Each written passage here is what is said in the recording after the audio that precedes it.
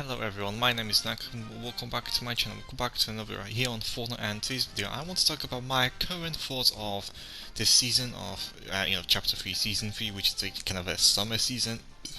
Apologies. But anyway, without further ado, let's move on to talk about this season.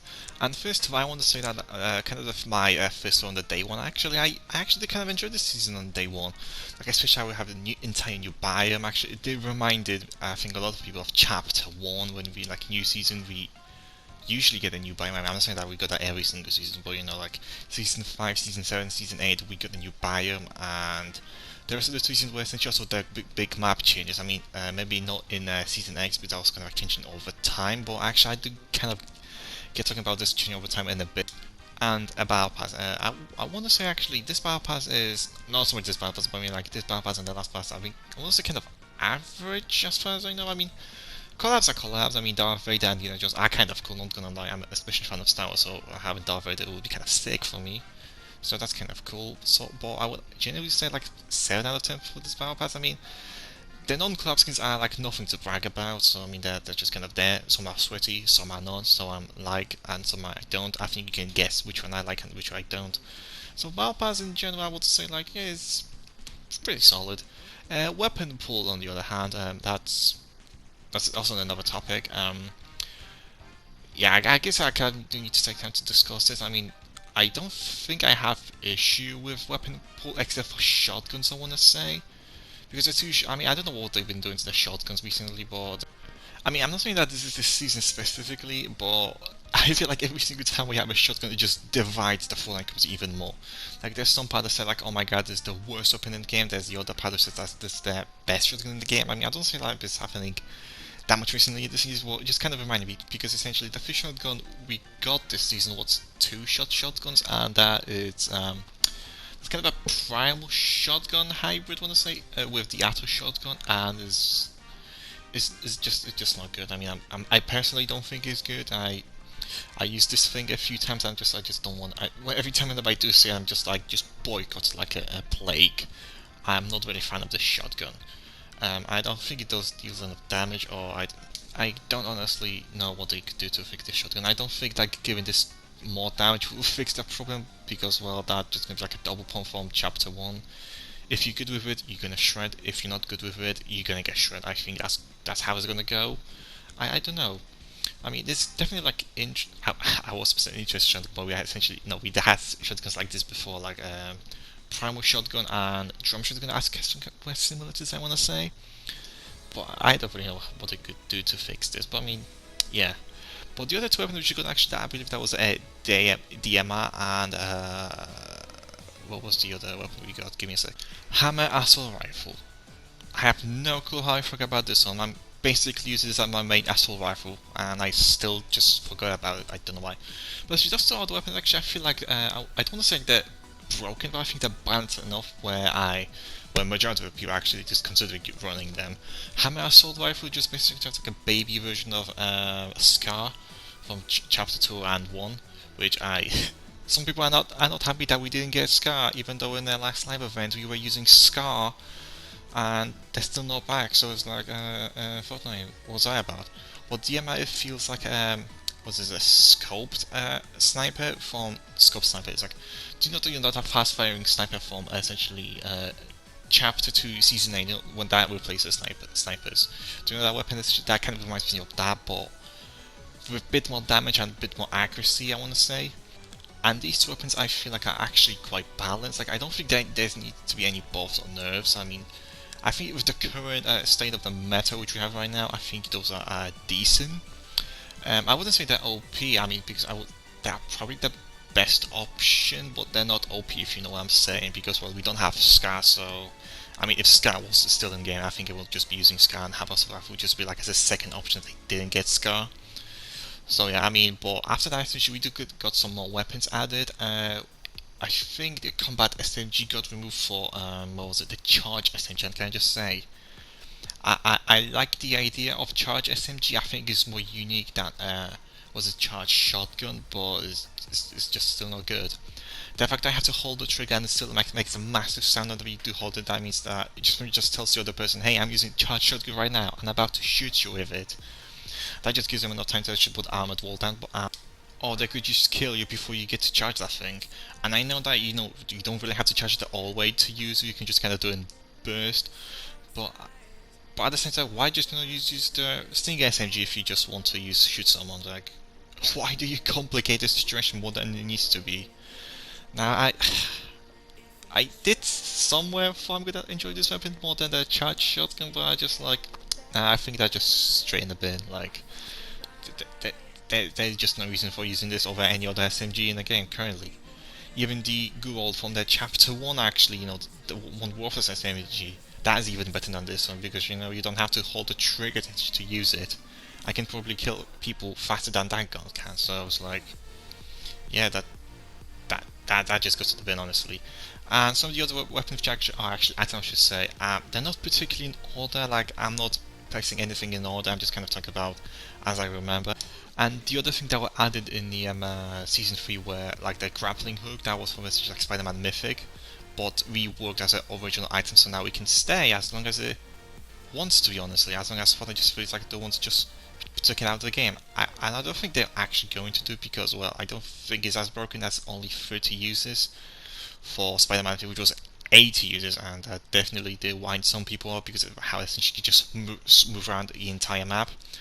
This one is not as easy to use and you get less usage out of it, so I think that can stay in a meta, or in the game at least, without actually just being moved out of the game. And I'm pretty sure in arenas or competitive, it's actually got nerfed to having only 10 users, so it's like, I don't think there's any issues with that.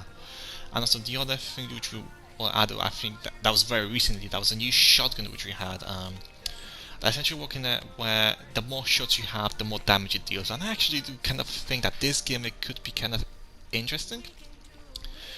Because, well, I mean, I don't think that we had a weapon like this where the more bullets you have, the more damage you deal. I don't think we had anything like that, so I mean, I'm interested to see how it does. I mean, I did play around with like a few games, and this does seem actually to deal like a kind of good lot of damage. I think it's like one of those essential items where if you get better with it, then you're gonna do like better overall. In that sense, actually does kind of remind from the Ranger shotgun which got removed from last season, which I'm just still sad about it. I don't think there was anything wrong with Ranger shotgun, but that just got removed for no reason. So I was like, yeah, that's something. And the other thing actually we got added recently, not recently, but in this season, was essentially the Darth Vader boss with his lightsabers and E11 blasters, which got added again. Which that kind of just kind of was pointless for them to be removed in the first place when they were added in the first place, like in season 2. So like you could have just had them, you could have just had them in the map.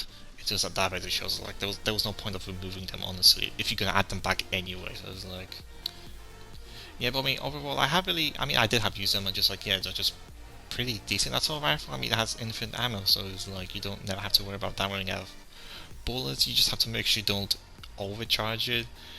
And Darth Vader's lightsaber, I guess it's just like a normal lightsaber, but you can just throw it down there. I personally don't have an issue with it. Yes, you have to get from the Darth Vader boss, which some people say is very tough, but for people you should just melt him. Like if you and your squad, you should just like honestly just melt him, and then the lightsaber is yours, honestly.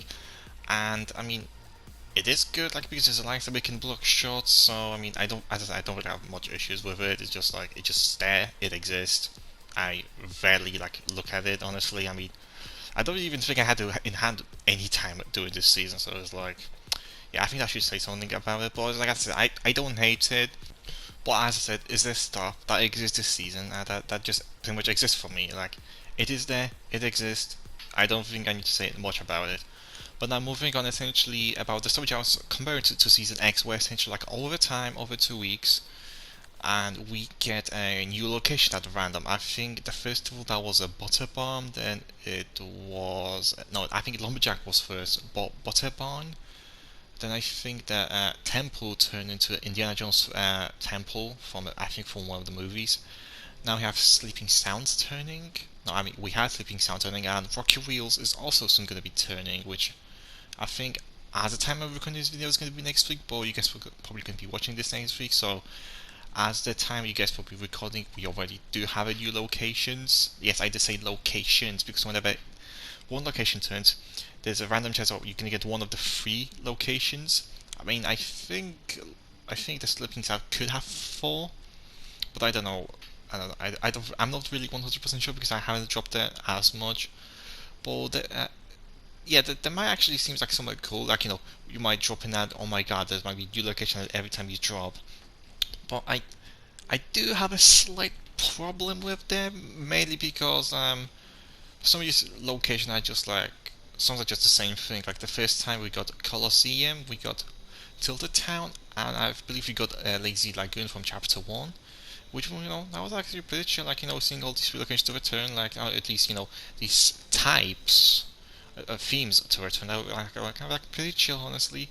The second time we had Borderbound, we had Coral Castle returning, we had Futuristic, like the Tilted Town returning, and then we had, the arena from, the Season 5, the Colosseum, or that's the one which I forgot, also returning, which is just like, yeah, it's the same one returning, but just like, yeah, do you know what? That we have 2 new other locations. It's like not too bad. But then I'm pretty sure.